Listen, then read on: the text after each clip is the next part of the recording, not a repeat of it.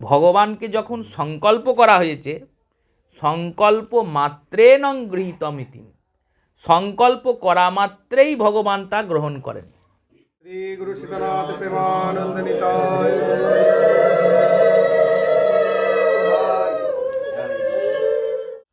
শ্রী শ্রী গৌর গোবিন্দ মকরন্দ মাধুর্য লীলালব্ধেষু সজ্জন বৈষ্ণব বৃন্দ, শ্রদ্ধেয়া মাতৃমণ্ডলীর চরণে প্রণামপূর্বক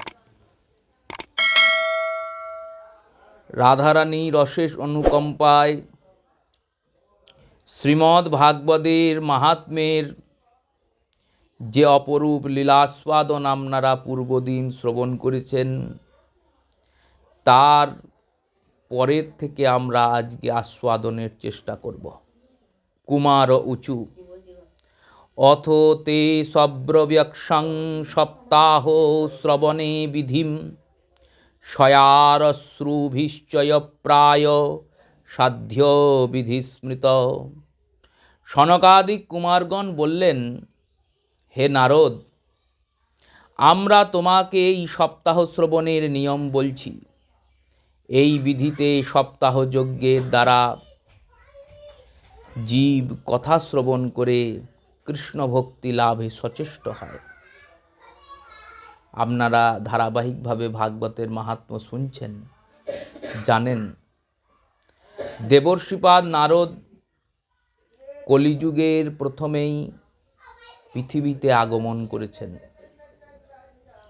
পৃথিবীতে এসে তিনি তীর্থে তীর্থে বিচরণ করেছেন। কেন না, তীর্থদের অবস্থা কেমন সেটি দর্শন করতে হবে।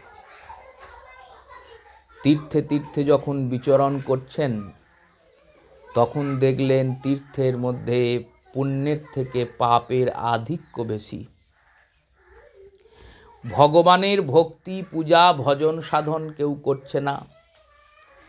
যারা করছে কোনো না কোনো লাভ আর লোভের জন্য করছে। নিষ্কাম অকিঞ্চন ভক্তি নাই, ভগবানের প্রতি অনুরাগ নাই। এই দর্শন করতে করতে যখন বৃন্দাবন পৌঁছালেন, শ্রীবৃন্দাবনের যমুনার তীরে তিনি একটি বিস্ময়সূচক দৃশ্য দেখলেন। কি দৃশ্য দেখলেন না, এক যুবতী নারী বসে আছেন, আর তার কোলে দুজন বৃদ্ধ শুয়ে আছে।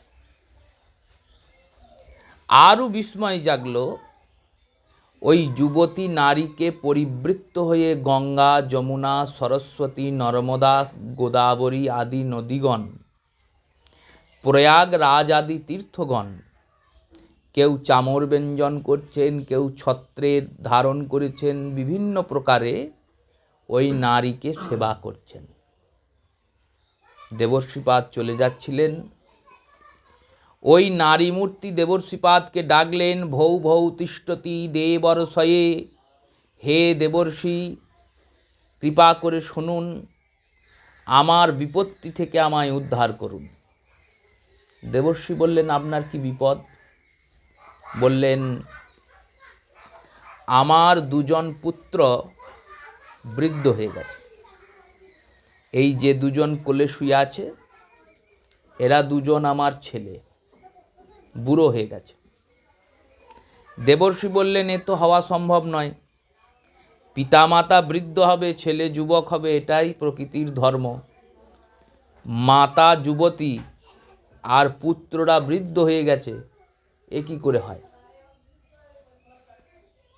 যুবতী বললেন, আমার নাম ভক্তি, আমার দুজন পুত্র, একজনের নাম জ্ঞান, একজনের নাম বৈরাগ্য। আমরা সত্যযুগে জন্মিয়েছি। সত্য, ত্রেতা, দ্বাপর 3 যুগ পার করে কলিযুগে সৌরাষ্ট্রে জর জর গুরু জরে জর জরৌ তথা। দক্ষিণ ভারতে আমাদের জন্ম হয়েছে, সৌরাষ্ট্র গুজরাটে গিয়ে আমরা জরাপ্রাপ্ত হয়েছি। আর বৃন্দাবনে যখন এসেছি, তখন বৃন্দাবনে প্রবেশ মাত্রেই আমি যুবতী হয়ে গেছি আর আমার পুত্ররা আরও বৃদ্ধ হয়ে অচেতন হয়ে গেছে, জ্ঞান নাই, চেতনা নাই। অতএব আপনি আমার এই পুত্রদের চেতনার প্রদানের বিষয়ে ব্যবস্থা করুন। দেবর্ষিপাদ জ্ঞান আর বৈরাগ্য, কোনো সামান্য ব্যক্তি তো অচেতন হয়নি, কোনো মানুষ তো আর অজ্ঞান হয়নি যে জল ছেটালেই জ্ঞান চলে আসবে। স্বয়ং জ্ঞান অজ্ঞান হয়ে গেছে, বৈরাগ্য অজ্ঞান হয়ে গেছে। জ্ঞান আর বৈরাগ্যকে চেতন করানোর জন্য কি করা যেতে পারে? চেতনকে চেতন করানোর জন্য চিতংসের প্রয়োগ করতে হবে। জ্ঞানকে চেতনা দেওয়ার জন্য দেবর্ষিপাদ নারদ বেদ পাঠ করলেন, গীতা পাঠ পর্যন্ত করলেন। বেদ শাস্ত্র আদির পাঠে জ্ঞান বৈরাগ্যের চেতনা এলো না। গীতা পাঠ যখন করলেন তখন একটু একটু চেতনা এলো, কিন্তু পূর্ণ চেতনা এলো না। দেখলেন এদেরকে আমি ঠিক করতে পারবো না। বললেন, হে মা, তো আপনি এখানে থাকুন, আমি খুব শীঘ্রই আপনার পুত্রদের কি করে চেতনা আনা যায় সেই বিষয়ে খোঁজ খবর নিয়ে আসছি। দেবর্ষিপাদ নারদ বৃন্দাবন থেকে হরিদ্বারের উদ্দেশ্যে গিয়েছেন। হরিদ্বারে সনকাদিক চতুর্হংসের সঙ্গে এনার দেখা হয়েছে। কুমার শব্দের অর্থ সনক, সৎ, সনক, সনন্দন আর সনত কুমার, এই চারজন ব্রহ্মার মানস পুত্র। এই চতুর সনককে একসঙ্গে কুমার বলা হয়। কুমার শব্দের প্রয়োগ যেখানে হয় শাস্ত্রে, সেখানে বুঝতে হবে এখানে চতুর সনককে বোঝানো হচ্ছে। কারণ এনারা আজন্মকাল 12 বৎসরের বয়সের বালক হয়ে থাকে। 12 বছরের বেশি এনাদের বয়স হবে না, কোনো দিন হবে না। এই চতুর সনক পরমহংস, এনারা পরম জ্ঞানী। ব্রহ্মা এনাদের সৃষ্টি করেছিলেন, বেদাদি শাস্ত্রের অধ্যয়ন করিয়েছেন, ব্রহ্মার প্রথম পুত্র এনারা। সৃষ্টি আদি করে বেদাদি শাস্ত্রের অধ্যয়ন করানোর পরে ব্রহ্মা যখন বললেন তোমরা এবার মৈথুনী সৃষ্টি করো, বিবাহ আদি করে সন্তানাদির উৎপত্তি করো, এনারা ব্রহ্মাকে বললেন আমরা তো তা পারবো না। যদি না পড়তাম, না জানতাম ভগবান কি, জগৎ কি, ব্রহ্ম কি, তাহলে করতাম। যখন জেনে গেছি তখন তো আর এই মোহে পড়ব না। ব্রহ্মা অভিশাপ দিয়েছিলেন, তোমরা যেমন আছো চিরকাল তেমনই থাকবে। সনকাদিক পরমহংসরা এই অভিশাপ পেয়ে আনন্দে নৃত্য করেছিলেন। ব্রহ্মা বলছেন তুমি আনন্দে নাচছো কেন? এনারা বললেন আনন্দেরই কথা। কেন আনন্দের কথা? আমরা 12 বছরের থেকে আর বয়স বাড়বে না, তাহলে আমাদের হৃদয়ে কোনো কামনা, বাসনা, লোভ, আকাঙ্ক্ষাই জন্মাবে না। 12 বছরের শিশুর মতোই হয়ে থাকব, আর চিরকাল এই 12 বছরের শিশুর মতো হয়ে আমরা বিচরণ করে বেড়াবো। এনারা বিচরণ করে বেড়ান। এই বিচরিত সনকাদিক পরমহংসের সঙ্গে দেবর্ষিপাদ নারদের সাক্ষাৎকার হয়েছে হরিদ্বারে। হরিদ্বারে সবিস্তারে বলেছেন এই ঘটনা, বৃন্দাবনে এই রকম ভক্তি মহারানীর 2 পুত্র জ্ঞান বৈরাগ্য অচেতন, তাদেরকে কি চেতনা প্রদান করার কোনো উপায় আছে? তখন সনকাদিক পরমহংস বলেছেন একমাত্র ভাগবত শ্রবণ করিয়ে জ্ঞান বৈরাগ্যকে চেতনা করানো যায়। দেবর্ষিপাদ বলেছেন ভাগবতের দ্বারা কি চেতনা করানো যায় তার কোনো দৃষ্টান্ত প্রমাণ আছে? এই দৃষ্টান্ত প্রমাণের কথা যখন বলেছেন তখন সনকাদিক পরমহংস বলেছেন ভাগবত শ্রবণে প্রেত পর্যন্ত উদ্ধার হয়ে যায়, জীবাত্মার মুক্তি হবে না, জীবাত্মাও মুক্ত হবে। প্রেত উদ্ধার হয়ে যায়। কোন প্রেত উদ্ধার হয়েছিল? এই কোন প্রেত উদ্ধার হয়েছিল এই কথা যখন জানতে চেয়েছেন তখন গোকর্ণ মহারাজ ধুন্ধুকারী প্রেতের কথা, এই সম্পূর্ণ ইতিহাস সনকাদিক ঋষিরা বললেন। দেবর্ষিপাদের মনে এবার বিশ্বাস জন্মিয়েছে। তাই বিশ্বাস জন্মিয়েছে বলে এবার ওনারা বললেন দেখো ভাগবতের বিধি, শ্রীমদ্ ভাগবতের 2টি ভাবে শ্রবণ করা যায়, একটি কাম্য কর্মের, একটি নিষ্কাম কর্মের। প্রতিদিন যে ভাগবত শ্রবণ হচ্ছে, অধ্যয়ন হচ্ছে, এটি নিষ্কাম, এটার কোনো কামনা নাই, কোনো উদ্দেশ্য নিয়ে হচ্ছে না। এবার কেউ কোনো উদ্দেশ্য নিয়ে ভাগবত করবে, শ্রীমদ্ ভাগবত করবে মানে ভাগবতের শ্রবণ করবে, ভাগবতের পারায়ণ করবে, প্রত্যেকটা শ্লোক পড়া হবে, আর বিকালবেলাতে বা সন্ধ্যাবেলাতে তার ব্যাখ্যা হবে। উদ্দেশ্য যখন করবে, সংকল্পকৃত কোনো কর্ম করবে, সংকল্পকৃত উদ্দেশ্যে ভাগবতের সব থেকে ন্যূনতম সংকল্প হচ্ছে 7 দিনের, অন্ততপক্ষে সপ্তাহের শ্রবণে ভাগবত সম্পূর্ণ পাঠ হবে। এই সপ্তাহবিধির ব্যাপারে শ্রী সনকাদিক পরমহংস বললেন। সপ্তাহবিধির ব্যাপারে কেমন করে বললেন? বললেন ভাগবত সপ্তাহের সর্বপ্রথমে স্থানটিকে নির্বাচন করতে হয়, কোন স্থানে ভাগবত করা যাবে। দ্বিতীয় হলেন কাল। ভাগবত সপ্তাহ একটি যজ্ঞ স্বরূপ। একটা যজ্ঞ করতে গেলে স্থান, কাল, পাত্র এই তিনটির নির্ণয় করতে হয়। স্থান অর্থে সব জায়গায় তো আর যজ্ঞ করা যাবে না, যজ্ঞের একটা যথাযোগ্য স্থান চাই। কাল অর্থে সব পক্ষে সব তিথিতে যজ্ঞ হবে না, কোন তিথিতে হবে কোন তিথিতে হবে না তার নিরূপণ করতে হবে। পাত্র, পাত্র অর্থে কে যজ্ঞটা করতে পারবে কে পারবে না। যেমন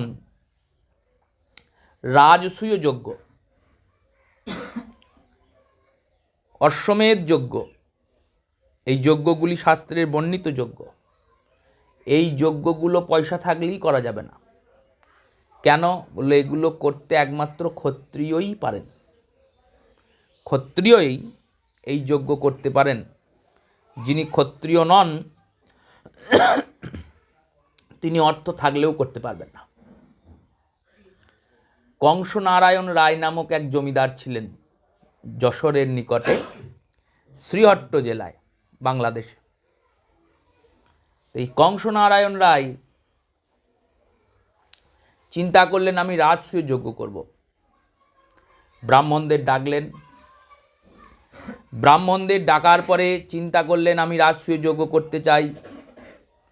ব্রাহ্মণরা সব বিচার করলেন, বিচার করে বললেন রাজসূয় যজ্ঞ করতে আপনি পারবেন না। কেন পারবেন না?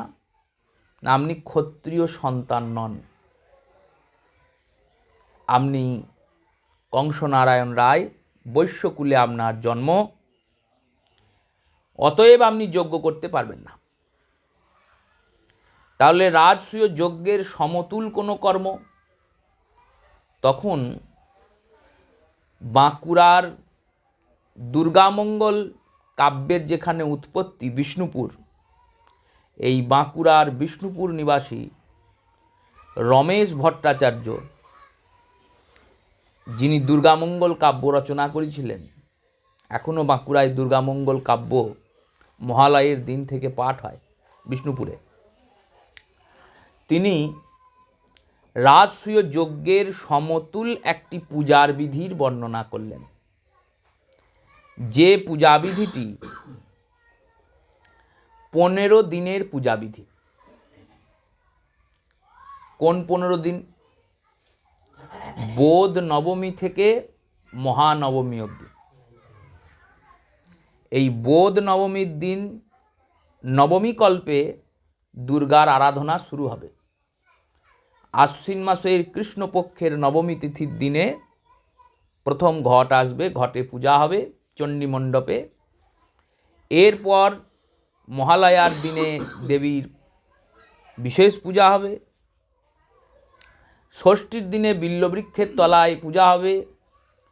সপ্তমীর দিনে প্রতিমার পূজা শুরু হবে। ওই রাজসূয় যজ্ঞের বিকল্পিতভাবে দুর্গোৎসব হলো, কিন্তু রাজসূয় যজ্ঞ করা গেল না। কেন গেল না? পাত্রতা নাই বলে। রাজার পয়সা আছে, কিন্তু রাজার তো ক্ষত্রিয় নয়, অতএব করতে পারবে না। স্থান কাল পাত্রে নং যজ্ঞ নম উচ্চতে। স্থান চাই, পাত্র চাই, কাল চাই। ভাগবত সপ্তাহ যজ্ঞ। এবার স্থান কি? সনকাদিক ঋষিরা বললেন দেখো, স্থান ভাগবত সপ্তাহ যজ্ঞ সর্বস্থানে করা যায়, কাল সর্ব ঋতুতে করা যায়, পাত্র সবাই করতে পারে, ব্রাহ্মণ ক্ষত্রিয় বৈশ্য শূদ্র দীক্ষিত অদীক্ষিত নর নারী সবাই আয়োজন করতে পারে এই যজ্ঞের। কিন্তু যিনি ব্যাসরূপে নিযুক্ত হবেন, আপনি বাড়িতে দুর্গা পূজা আনতে পারেন, দুর্গার প্রতিমা আপনি গড়তে পারবেন না, তার জন্য কুমোর চাই। দুর্গার প্রতিমা কুমোর গড়বে, দুর্গা পূজায় ঢাক আপনি বাজাতে পারবেন না, তার জন্য ঢাকি চাই। তেমনি দুর্গার পুজো করার জন্য ব্রাহ্মণ চাই। ভাগবত সপ্তাহ যজ্ঞের আয়োজনটা আপনি করতে পারেন, আপনার মঙ্গলেই ভাগবত সপ্তাহ যজ্ঞ হবে। কিন্তু এই ভাগবত সপ্তাহের যজ্ঞের যিনি ব্যাস হবেন, যিনি ভাগবতকে বর্ণনা করবেন, ব্যাখ্যা করবেন এবং যিনি পারায়ণ করবেন, শ্লোক পড়বেন, সম্পূর্ণ 18,000 শ্লোকের পারায়ণ করবেন, এই দুজনকে 4টি গুণের সম্পন্ন হতে হবে। বিরক্তাং বৈষ্ণবাং বিপ্র বেদ শাস্ত্র বিশারদ। প্রথম গুণ বিরক্ত, বিরক্ত মানে অনাসক্ত, কোনো আসক্তি নাই যার। দ্বিতীয় গুণ বিরক্তাং বৈষ্ণবাং, বৈষ্ণব হতে হবে, কারণ এটি বৈষ্ণব শাস্ত্র। বৈষ্ণবানাং তিলকং, এই শ্রীমদ্ ভাগবতেই উল্লেখ হয়েছে। মাহাত্মেই উল্লেখ করবেন সুত গোস্বামী পাদ। ভাগবত কি না বৈষ্ণবদের তিলক। তিলক যেমন মস্তকে সর্বপ্রথম ধারণ করা হয়, তারপর অন্যান্য স্থানে ধরা হয়, মস্তকে যেমন তিলককে রাখা হয়, তেমনি ভাগবত মস্তকে সুসম্মানে রাখার বস্তু। তাই বিরক্তাং বৈষ্ণবাং বিপ্র। তৃতীয় গুণ বিপ্র, বিপ্র মানে ব্রাহ্মণ।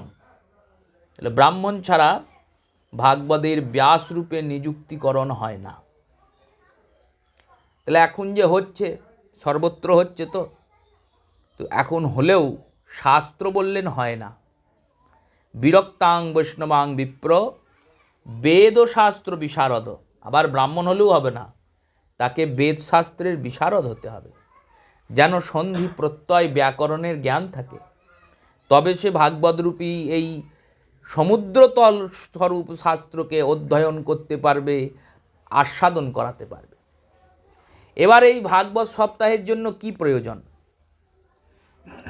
স্থান হলো, কাল হলো, পাত্র হলো, এবার প্রয়োজন কি? প্রয়োজন, যদি কেউ কাম্যকর্মে ভাগবত সপ্তাহ করে তার বিরাট ফর্দ দেওয়া হয়েছে। আর যদি নিষ্কাম কর্মে ভাগবত সপ্তাহ করে, দুটো কর্মে ভাগবত সপ্তাহ হবে।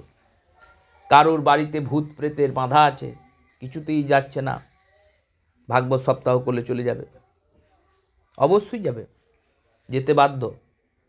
কারুর ধনলাভ নেই, ধন লাভের জন্য ভাগবত সপ্তাহ করাচ্ছে। আমাদের দেশে যেমন কেউ মারা গেলে যখন দোষ বিচার হয়, একপদ দোষ, দ্বিপদ দোষ, ত্রিপদ দোষ, চতুষ্পদ দোষ, পুষ্কর দোষ, এই দোষ বিচারে আমাদের কি করা হয় বললে, এক একটা দোষ বিধানের এক একটা শাস্ত্রীয় বিধান আছে খণ্ডনের। দ্বিপদ দোষে 108 পাতা তুলসী বা 28 পাতা তুলসী নারায়ণের মস্তকে দেওয়া হয়। ত্রিপদ দোষে শিবসস্তয়ন করা হয়। চতুষ্পদ দোষে কালী পূজা হয়। চতুষ্পদ পুষ্কর দোষে কোনো পুকুরের ঘাটে বা গঙ্গার ঘাটে গিয়ে চণ্ডী হোম করা হয়, বিষ্ণু ভক্তি বিষ্ণু যাগ ভক্তি বলি আদি করা হয়। তেমনি যারা নন বেঙ্গলি, আমাদের বাংলার বাইরে থাকেন, বিহারি, বিশেষ করে মারোয়ারি সমাজ, বিশেষ করে গুজরাটি সমাজ, রাজস্থানী সমাজ, এনাদের যখন কেউ মারা যায় তখন এনারা ভাগবত সপ্তাহ করান। ওখানে প্রেতাত্মার উদ্দেশ্যে ভাগবত সপ্তাহ হচ্ছে। সেই ভাগবত সপ্তাহে কিন্তু বিশাল ফর্দের আয়োজন করা হয়েছে। সেখানে বলা হয়েছে একটা সোনার সিংহাসনে ভাগবতকে বসিয়ে বক্তাকে দান করতে হবে, একটা সোনার লক্ষ্মীনারায়ণ দান করতে হবে, আদি আদি বিভিন্ন হোম আছে। আর নিষ্কাম কর্ম যখন করবে কোনো অকিঞ্চন ব্যক্তি, শুধুমাত্র জীবকে ভক্তি প্রদানের জন্য, মানুষকে হরিকথা শোনানোর জন্য ভাগবত সপ্তাহ করবে। যেমন এই প্রথম যে ভাগবত সপ্তাহের কথা আমরা শুনছি, এখানে দেবর্ষিপাদ নারদকে সনকাদিক পরমহংসরা বর্ণনা দিচ্ছেন ভাগবত সপ্তাহ করতে হবে। যদি ভক্তি মহারানীর পুত্রদের চেতনা চাও তাহলে একটাই উপায়, ভাগবত সপ্তাহ করতে হবে। এবার যাকে বলছেন তিনি তো নিষ্কিঞ্চন, দেবর্ষিপাদ নারদের তো আর অর্থ নাই, তাহলে তাকে কি বিধান দেবেন? বিধান দান করছেন, বললেন দেখো সর্বপ্রথম যেখানে ভাগবত সপ্তাহ হবে সেই জায়গাটি একটি সুউচ্চ ব্যাসাসন করতে হবে। সেটা কাঠের হতে পারে, সেটা লোহার হতে পারে, সেটা মাটিরও হতে পারে। মাটির একটা বেদি করেও ব্যাসাসন করা যেতে পারে। সুউচ্চ কেন? দুটি কারণে। এক, ভাগবত যেখানে হচ্ছে সেখানে শ্রীমদ্ ভাগবতের পুঁথির থেকে উঁচুতে কোনো আসন থাকবে না। ব্যাসদেবের সামনে একটা টুল থাকবে, তার উপর তো ভাগবত থাকবে। তাহলে ব্যাসের আসন সবার ওপরে, তার ওপরেও ভাগবতের আসন, অতএব ভাগবতের ওপরে কেউ থাকবে না। দ্বিতীয়, যদি উচ্চাসনে ভাগবতের ব্যাস বসেন তাহলে যে যত দূরেই লোক বসুক সবাই ব্যাসের মুখটা দেখতে পাবে। মুখটা দেখতে পেলে মনটা সংযোগিত হয়ে থাকবে। তাই সুউচ্চ ব্যাসাসন। ব্যাসাসন যেখানে হবে তার উপরে একটি চন্দ্রতাপ টাঙাতে হবে, চাঁদোয়া। চারিদিকে ব্যাসাসনের অম্রপল্লব, আমের পাতা, কলা গাছ টাঙাতে হবে। ব্রাহ্মণদের বসার আলাদা জায়গা করতে হবে, ত্যাগীদের বসার আলাদা জায়গা করতে হবে, বৈশ্যদের বসার আলাদা জায়গা, ক্ষত্রিয়দের বসার সব আলাদা আলাদা জায়গা। কেন? যদি কোনো সাধুর সঙ্গে বিষয়ী ব্যক্তি বসে তাহলে বিষয়ীর তো লাভ হবে, সাধুর ক্ষতি হবে। বিষয়ী ব্যক্তি সাধু সঙ্গ পেল, কিন্তু সাধু কি পেল? সাধু তো বিষয়ী সঙ্গ পেল। এই বিষয়ী সঙ্গ পেলে সাধুর বিষয়ে জাগবে বাসনা। তাই প্রত্যেকে আলাদা আলাদা জায়গায় বসবে। যারা ভাগবত শুনবেন, যারা ভাগবত বলবেন তাদের নিয়ম কি?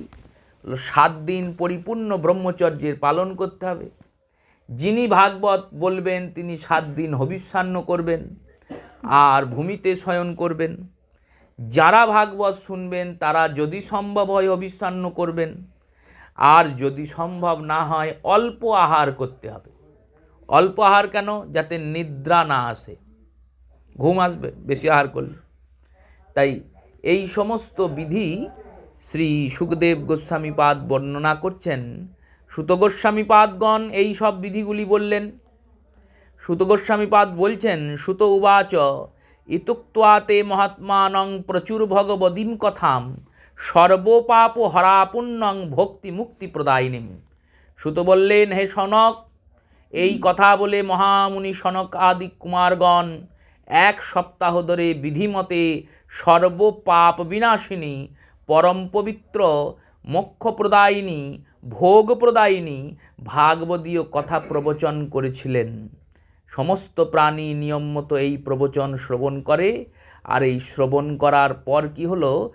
শ্রবণ করার পরে দেবর্ষিপাদ নারদ দেখলেন এবার ভাগবত সপ্তাহটা হবে কোথায়? দেবর্ষিপাদ বললেন, তাহলে আপনারা বৃন্দাবন চলুন, কারণ বৃন্দাবনই তোরা অসুস্থ হয়ে পড়ে আছে।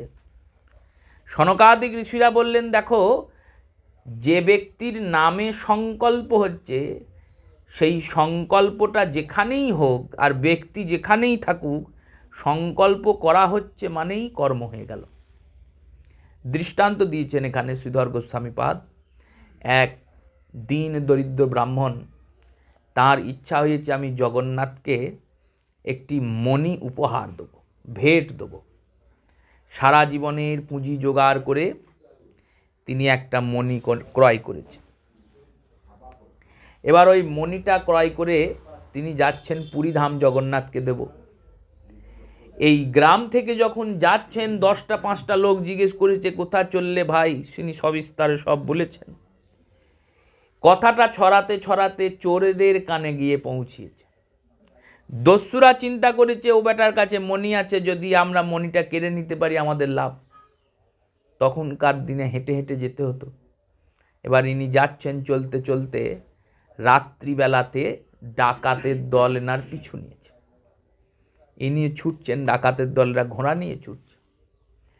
ইনি কি করেছেন, শেষমেশ দেখলেন মণিটা যদি দস্যুদের দিয়ে দিই তাহলে এটা আর জগন্নাথের সেবায় লাগবে না। আর যদি না দিই তাহলে ওরা আমাকে ধরবে, ধরে মেরে মণিটা নিয়ে চলে যাবে। মণিটাকে নিয়েছেন, নিয়ে ভাবছেন জগন্নাথ তো জগতের নাথ, জগন্নাথ জগতের নাথ, হরি সর্বত্র আছেন, সর্বদা আছেন। মণিটাকে নিয়ে ভগবানকে স্মরণ করে বলছেন, হে জগন্নাথ, তুমি তো সব জায়গায় আছো, তাই এই মণিটা আমি তোমার উদ্দেশ্যে নিয়েছিলাম, তুমি এই মণিটা গ্রহণ করো। এই বলে জলে ছুঁড়ে ফেলে দিয়েছে। ডাকাতের আগে খুব খোঁজাখুঁজি করেছে, পায়নি, ওকে ধরে মারধর করে পালিয়ে গেছে। উনি সুস্থ স্বাভাবিক হয়ে যাচ্ছেন পুরীতে, ভাবছেন জগন্নাথের কাছে গিয়ে ক্ষমা চাইব, হে প্রভু, তোমার জন্য আমি একটা উপহার নিয়ে আসবো ভেবেছিলাম, কিন্তু আমি পারি নাই, মাঝ রাস্তায় আমার লুট হয়ে গেছে। যখন পুরী পৌঁছিয়েছেন, গিয়ে জগন্নাথকে দর্শন করছেন, দেখছেন জগন্নাথের যে কিরিট, চূড়ার ওপরে যে টিকলি লাগানো আছে, সেই কিরিটে ওই মণিটা জল করছে। পুরোহিতজিকে বলছেন, পুরোহিতজি বলছেন জগন্নাথের এক ভক্ত কাল এসেছিল, সে বেটা জাল দিয়েছিল, আর জাল দিয়ে জল থেকে মণিটা জালে উঠেছে, সে দেখেছে মণিটা কোথায় দেবো, সে এসে মন্দিরে দিয়ে গেছে, আমরা মন্দিরে লাগিয়ে দিয়েছি।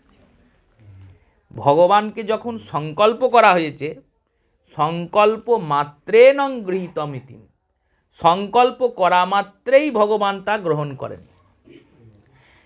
সুত গোস্বামীপাদ বললেন এখানেই সংকল্প হবে ওদের উদ্দেশ্যে, আর এখানেই ভাগবত পাঠ হবে হরিদ্বারে, কিন্তু ওরা বৃন্দাবনে সুস্থ হয়ে যাবে। এবার ভাগবত পাঠ শুরু হলো। সুত গোস্বামীপাদ পাঠ শুরু করেছেন, সনকাদিক পরমহংসরা পাঠ করছেন। 4 জন ভাই একসঙ্গে বসেছেন, কোনো দিন ইনি করেন, কোনো দিন উনি করেন, কখনো 4 জনই একসঙ্গে করেন, কারণ 4 জনই তো অন্তরাত্মা একজন। এবার এই হরিকথার যখন পরিবেশন হচ্ছে, দেবর্ষিপাদ নারদ দেখছেন হরিকথা পরিবেশিত হতে হতে জ্ঞান আর বৈরাগ্য সেখানে এসে উপস্থিত হয়েছে। আর জ্ঞান আর বৈরাগ্য উপস্থিত হয়ে কি দেখছেন না, জ্ঞান আর বৈরাগ্য উপস্থিত হয়ে সেখানে নৃত্য করতে শুরু করেছেন। ভক্তি মহারানীও সেখানে চলে এসেছেন, আর ভক্তি মহারানী এসে তিনিও নৃত্য করছেন। বর্ণনা দিচ্ছেন শ্রী সুখদেব গোস্বামীপাদ, বলছেন তদন্তে জ্ঞান বৈরাগ্যং ভক্তিনাং পুষ্টতা পরা তারুণ্য পরমম চাভূত সর্বভূত মনোহরম। তখন জ্ঞান বৈরাগ্য আর ভক্তি তরুণ অবস্থা ধারণ করে যুবক আর যুবতী হয়ে এসে সেখানে সর্বভূত মনোহরকারী কৃষ্ণ কথা শুনছেন। নারদশ্চ কিতর্তয়ে সিদ্ধে স্বীয় মনোরথে পুলকিত কৃত সর্বঙ্গ পরমানন্দ সম্ভূত। তারা যখন কথা শুনছেন জ্ঞান বৈরাগ্য, তখন জ্ঞান আর বৈরাগ্যের অঙ্গগুলি পুলকিত হচ্ছে। এবং কথা সমর্পন্ন নারদও ভগবত প্রিয়ে প্রেমগদবাচ তব নিজ কৃতাঞ্জলি। দেবর্ষিপাদ এই দর্শন করে বিস্ময় সূচক হয়ে, বিস্মিত হয়ে, কৌতূহলে জোরহাত করে জিজ্ঞাসা করছেন যে এই রকম কি করে হলো?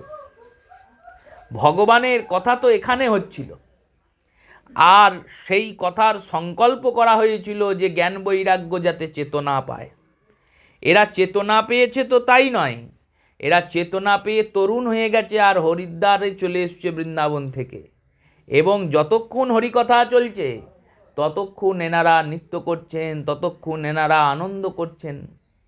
আবার যেই কৃষ্ণ কথা বিশ্রাম হয়ে যাচ্ছে, ভাগবত কথা যেই বিশ্রাম হচ্ছে, অমনি জ্ঞান আর বৈরাগ্য বৃদ্ধ হয়ে যাচ্ছেন সবার সামনেই, আর বৃদ্ধ হয়ে অজ্ঞান হয়ে পড়ছেন। 2-3 দিন এরকম দর্শন করলেন। যখন এইরকম 2-3 দিন দর্শন করলেন, তখন দেবর্ষিপাদ নারদ এনাদের জিজ্ঞাসা করছেন এরকম কেন হলো? এনারা উত্তর দিচ্ছেন, বলছেন শোনো, জ্ঞান আর বৈরাগ্য ভাগবত শ্রবণ যতক্ষণ করবে জীব, এই ভক্তির যে 2 জন পুত্র জ্ঞান আর বৈরাগ্য, এই জ্ঞান আর বৈরাগ্য কোথায় আছে জানো? বলেন কোথায় আছে? না প্রত্যেক জীবের অন্তঃকরণে আছে। জ্ঞান আহরণের জন্য আমরা শিক্ষা গ্রহণ করি, বিদ্যা অর্জন করি, কিন্তু প্রকৃত জ্ঞান আমাদের অন্তঃকরণে ভগবান দিয়েই রেখেছেন। প্রকৃত বৈরাগ্যও দিয়ে রেখেছেন, কিন্তু জ্ঞান আর বৈরাগ্য আমাদের অন্তঃকরণে ওই অচেতন হয়ে ঘুমিয়ে আছেন। ঘুমিয়ে আছেন বলেই আমরা জেনেও না জানা, ঘুমিয়ে আছে বলেই আমরা মোহতে থেকেও বৈরাগ্য আস্বাদন করতে পারি না। জ্ঞান আর বৈরাগ্যকে চেতন কি করে করানো যাবে বললেন, হরি কথা যতক্ষণ জীব শুনবে ততক্ষণ তার হৃদয়ে থাকা জ্ঞান চেতন হয়ে থাকবে, ততক্ষণ তার হৃদয়ে থাকা বৈরাগ্য চেতন হয়ে থাকবে। আর যেই না ভাগবত বিশ্রাম হয়ে যাবে, হরিকথা বন্ধ হয়ে গেল, আবার জ্ঞান শুয়ে পড়ল, আবার বৈরাগ্য শুয়ে পড়ল। যখন কৃষ্ণ কথা শুনবো তখন চিন্তা করব, সত্যিই তো ভগবান ছাড়া তো আমার আর কেউ আপন নাই।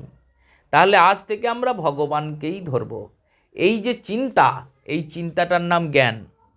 আর এই যে আমি সংসারকে ছেড়ে ভগবানকে ধরলাম, এটারই নাম বৈরাগ্য। বৈরাগ্য মানে কি? বিষয়ে অনারোগ্য, বিষয়ে যদি আরোগ্য না থাকে, আসক্তি না থাকে, তার নামই বৈরাগ্য। তো এবার বিষয়ে আসক্তি নাই, কেমন আসক্তি নাই দেখুন। স্বামী স্ত্রীতে ঝগড়া হচ্ছে, ঝগড়া করতে করতে এমন পর্যায়ে পৌঁছিয়ে গেছে, স্বামী বলছে আর আমি সংসারে থাকবই না, প্রতিদিনই ঝগড়া, এর থেকে আমি গোবিন্দ ভজন করব, বনে চলে যাব। এই বলে সে বেটা যাচ্ছে বাড়ি থেকে বেরিয়ে। এই তো ভালো জিনিস, সংসারের প্রতি অনাসক্তি এসেছে, বৈরাগ্য এসেছে, ত্যাগ নিয়ে ভজনাদি করবে। এবার যেই না দরজা অবধি গিয়েছে, অমনি পিছন থেকে বউ ডেকেছে, আর যেই ডেকেছে সে আর বনে যাবে, সে ঘুরে আবার বাড়ি চলে এসেছে। তেমনই আমাদের বৈরাগ্য, তেমনই আমাদের জ্ঞান। আমরা জানি কিন্তু জেনেও মানি না। তাহলে মানার উপায় কি? হলো মানার একটাই উপায়, হরি কথা শুনতে হবে, মুহুরহ হরি কথা শুনতে হবে। শ্রী পরমহংসগণ বলছেন, দেখো সুখদেব বলছেন, নিগম কল্পতরু গলিত ফলম সুখ মুখ দ্রব সংযুক্তাশ্রিতম পিবত ভাগবত রসমালয়ম মুহুরহ রসিকা ভুবি ভাবুকা। এই ভাগবত কথা, এটি প্রথম অধ্যায়ের তৃতীয় মঙ্গলাচরণ, এখানেও উল্লেখ হয়েছে শ্লোকটি। তো এই মঙ্গলাচরণের সেখানে বিস্তার বর্ণনা হবে, কিন্তু এখানের মূল বিষয় নিগম কল্পতরুর যা গলিত ফল, বেদরূপী কল্পবৃক্ষের সর্ব উৎকৃষ্ট যে ফল, সেই ফলটি হচ্ছে ভাগবত। যেমন গাভীর সব থেকে উৎকৃষ্ট হচ্ছে দুধ সব থেকে উৎকৃষ্ট বস্তু। সেই সর্ব উৎকৃষ্ট দুগ্ধটি যেমন গাভীর সর্বসার আছে দুধের মধ্যে, তেমনি বেদের সার তত্ত্বরূপ ভাগবত উৎকৃষ্ট ফল। কল্পতরু গলিত ফলম সুখমুখ দ্রব্য সংযুক্তাশ্রিতম, সুখদেবের দ্রব্য এর মধ্যে সংযুক্ত হয়েছে। পিবত ভাগবত রসমালয়ম, এই ভাগবতকে পান করো। এখানে টিকাকার বলছেন যে পান কি করে করবো, এটা তো সোনার জিনিস, পান তো মুখ দিয়ে খাওয়া হবে। পান তো খাদ্য, 4 প্রকারের খাদ্য হয়, চর্ব চস্য লেজ্জ পেয়। চিবিয়ে খাওয়া, চস্য চুষে খাওয়া, লেজ্জ চেটে খাওয়া, আর পেয় মানে পান করে খাওয়া। তো এ তো মুখ দিয়ে খাওয়া, কান দিয়ে তো আর কেউ খেতে পারবে না, কান দিয়ে শুনতে পারবে। তা ভাগবত তো শ্রবণের জিনিস, খাওয়ার জিনিস তো নয়। কিন্তু সুখদেব বলছেন পিবত ভাগবত রসমালয়ম, ব্যাসদেবও এই কথাই বলেছেন, পিবত। কেন বললেন? এটা রসমালয়, তো রসের আলয়। তা রস তরল পদার্থ, তরল পদার্থকে পানই করতে হয়, চিবিয়ে খাওয়া যায় না। কান দিয়ে কি করে খাবো? বললেন দেখো, যেমন তোমার খাদ্যটা তুমি গ্রহণ করছো, তৃপ্তিটা জিহ্বাতে অনুভব করছো, আর উদরটা পরিপূর্ণ হচ্ছে খাদ্য গ্রহণের দ্বারা, তেমনি এই হরিকথা যখন শ্রবণ করবে তখন শ্রবণ করা মাত্রেই মনটা তৃপ্ত করবে, আর মনটা তৃপ্ত হওয়ার পরে মনের ভিতরে পুরে রেখে দেবে। এটা আত্মার খাদ্য। যেটা মুখ দিয়ে খাচ্ছ সেটা পেটের খাদ্য, দেহের খাদ্য, আর যে হরিকথাটা কান দিয়ে খাচ্ছ সেটা আত্মার খাদ্য। তাই পিবত ভাগবত রসমালয়ম মুহুরহ রসিকা ভুবি ভাবুকা। কখন খাবো? সকালে, সন্ধ্যায়, রাতে। হরিকথা শুনবো কতক্ষণ? বললেন মুহুরহ। গোকর্ণ উপাখ্যানে আপনারা শুনেছেন নিশ্চয়ই।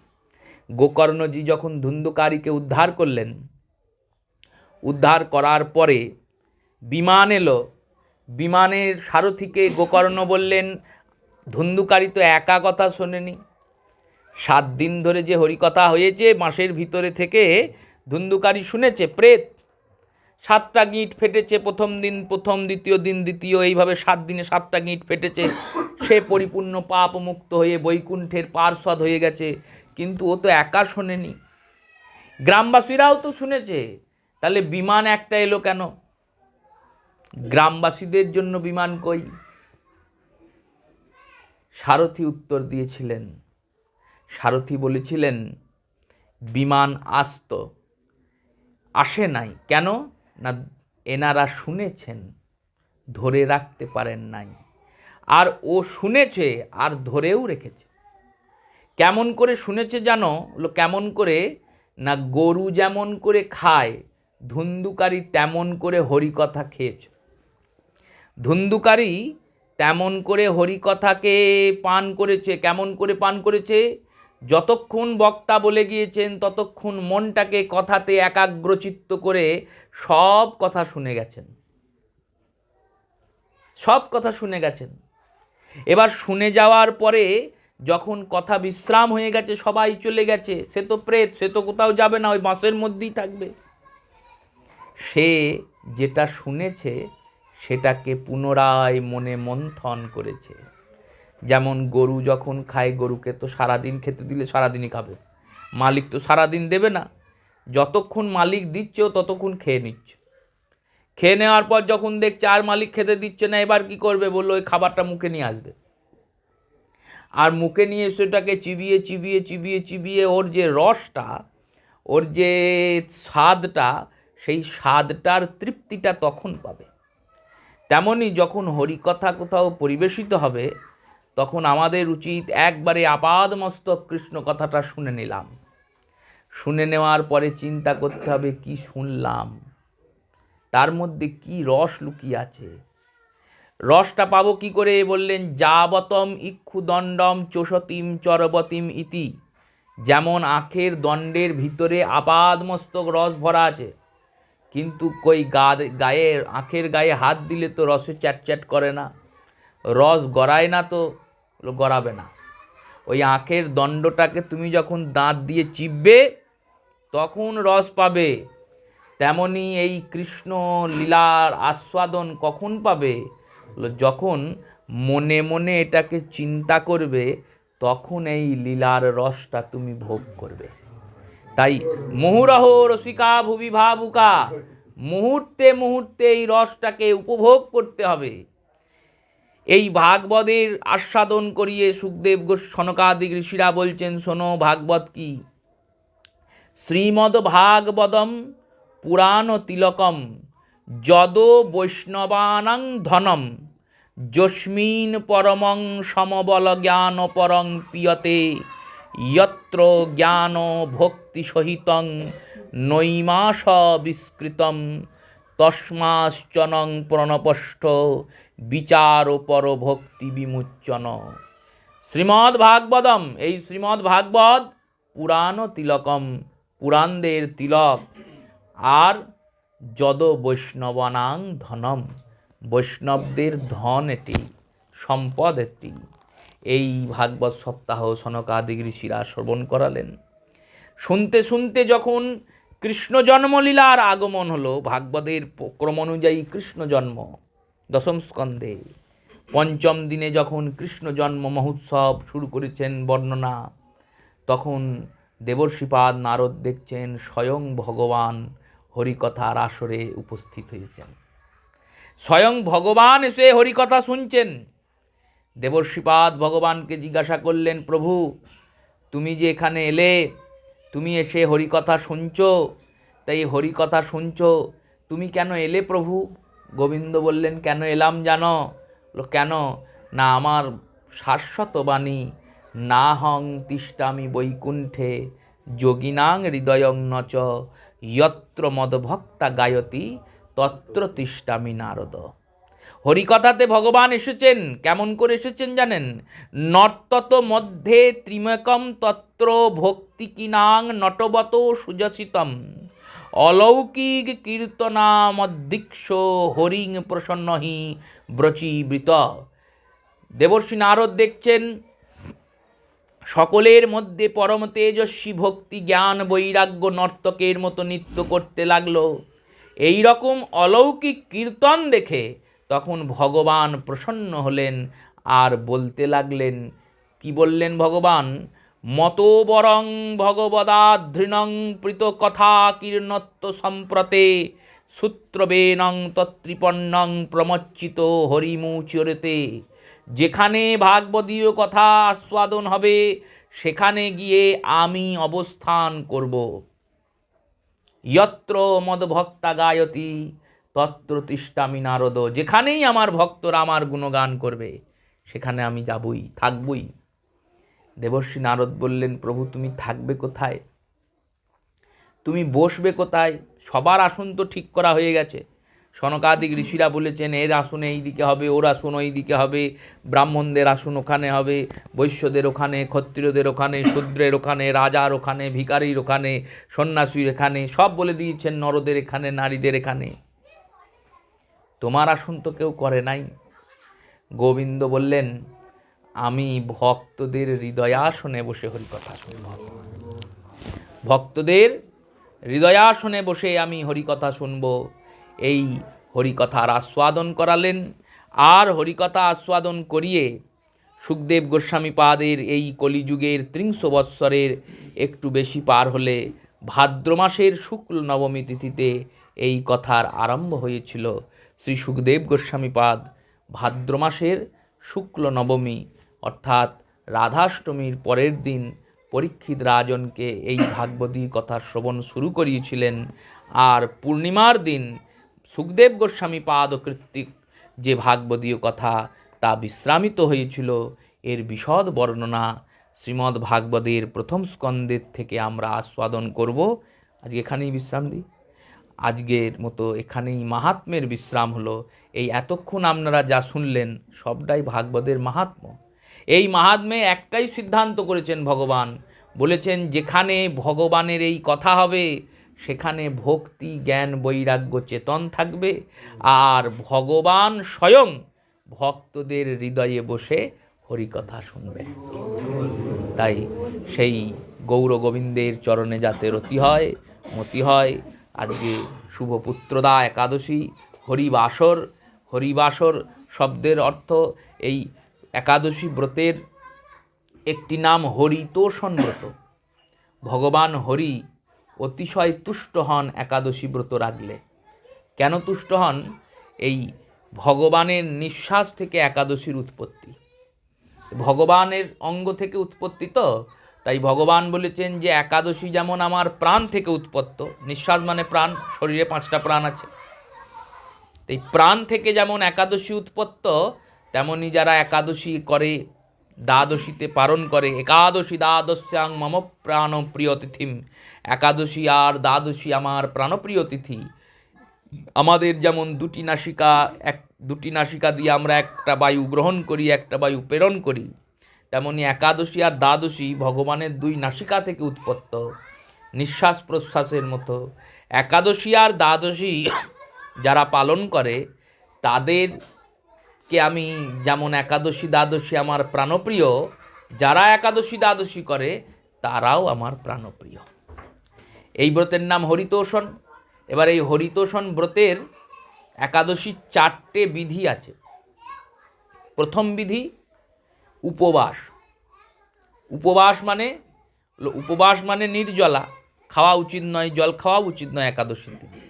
কিন্তু কলিযুগে অনুকল্প বিধান দেওয়া হয়েছে। অনুকল্প বিধান মানে ছাড়। কলিযুগের আমাদের নির্জলা করে 24টা একাদশী করা যাবে না। তাই দেহকে রক্ষা করার জন্য যে খাদ্য গ্রহণ করা যায়, পঞ্চশস্য বর্জিত হয়ে অন্ন, চাল, গম, যব, ডাল, সর্ষে, তিল এগুলিকে বাদ দিয়ে যেগুলো পড়ে থাকে, ফলাদি, দুগ্ধজাত আদি এইগুলিকে গ্রহণ করে কোনো রকমে জীবনকে রক্ষা করা, দিনকে পার করা, এটি একাদশীর প্রথম বিধি, উপবাস। দ্বিতীয় বিধি কি? দ্বিতীয় বিধি হচ্ছে একাদশীর দিনে ভগবত স্মরণ করতে হয়, বেশি করে ভগবানকে চিন্তন করতে হয়। তৃতীয় বিধি হচ্ছে হরিবাসর। হরিবাসর মানে ভগবানের নাম কীর্তন করতে হয়। হরিবাসরের প্রথম পদ কি? শ্রীহরিবাসরে হরিকীর্তন বিধান। মহাপ্রভু বললেন, দেখো একাদশীর দিন কিছু পারো আর না পারো, দুটো কাজ করো, তাহলে একাদশী হয়ে যাবে। এক, সকাল থেকে রাত অবধি অন্ন খেও না, অন্নকে ত্যাগ করো। একাদশীর দিনে তুমি অন্ন না খাইবা, অন্নকে পাওয়া যাবে না। আর দুই, সারাদিন রাত্রে কিছু পারো না পারো, হরিবাসরে এসে সম্মিলিত হও। যদি হরিবাসরে সম্মিলিত নাও হতে পারো, ভগবানের নামটা অন্তত পক্ষে সারাদিনে একবার করো। এই হরিবাসর হলো তৃতীয়। আর চতুর্থ হলো রাত্রি জাগরণ। রাত্রি জাগার একটা বিশেষ ফল আছে। কেন না, হরিবাসর যেমন বিবাহের বাসর হয়, বিবাহ বাসরে কি হয়? বাসর জাগে। বরের পক্ষ নিয়ে কেউ বন্ধুরা থাকে, বধূ পক্ষ নিয়ে কেউ বন্ধুরা থাকে। তেমনি এই হরিবাসর হচ্ছে ভগবান শ্রীহরির বাসর রাত্রি। ভগবান শ্রীহরি, শ্রী গোবিন্দ রাধারানীর যে মিলনরাত্রি, সেই মিলনরাত্রি হচ্ছে হরিবাসর। তাই ভক্তদের উচিত ভগবানের প্রীতিবিধানের জন্য, যেমন বরবধূর প্রীতিবিধানের জন্য কি করে?